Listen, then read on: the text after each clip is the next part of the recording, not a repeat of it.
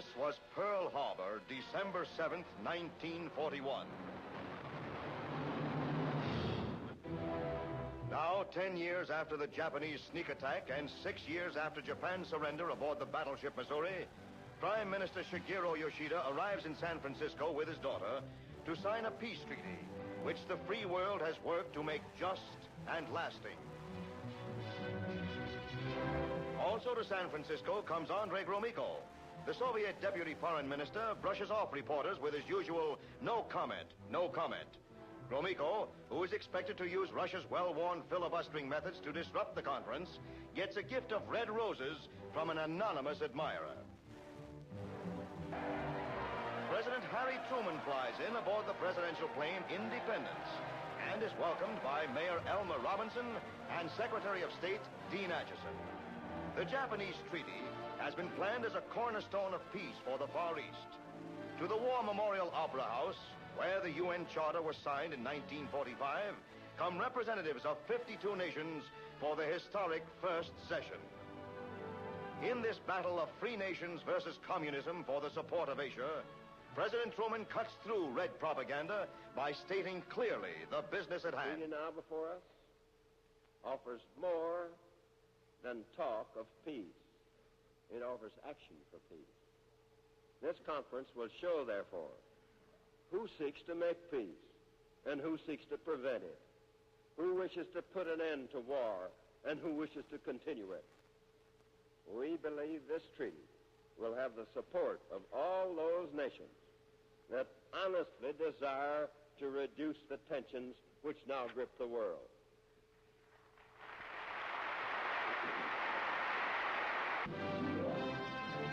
Next day, it's a showdown fight with the success or failure of the conference at stake.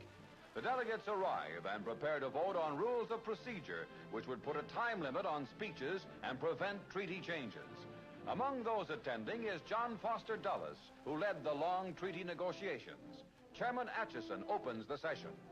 The first order of business is the organization of the conference to include the adoption of rules of procedure and the election of officers. GROMYKO wastes no time in his effort to gain control of the meeting. He launches into a demand that Communist China be seated. Since the business at hand is to discuss procedures, he is ruled out of order. Next, Red Poland's representative takes up the harangue. Limited to 5 minutes, he insists on talking on and on. The delegate is out of order. The delegate from the United Kingdom is recognized. President. Yes. I wish to support the ruling of the President on this matter. Getting nowhere in his big effort to destroy the Japanese peace treaty, GROMYKO dies hard, but Acheson remains firm. Rules permitting filibustering and changes in the treaty, voted by an overwhelming majority, effectively remove Russia's chief weapons of obstruction. GROMYKO makes a final desperate effort to turn the tide. Declaring that only the assembled delegates can decide whether an issue as important as the ceding of Red China is out of order, he demands a vote. Chairman Acheson calls his bluff. Point of order has been raised by the Soviet representative as to the ruling of the chair. The ruling of the chair being that the proposal that we should now discuss the invitation to the government of the Chinese People's Republic is out of order. All those in support of the ruling of the chair will indicate by raising your hand.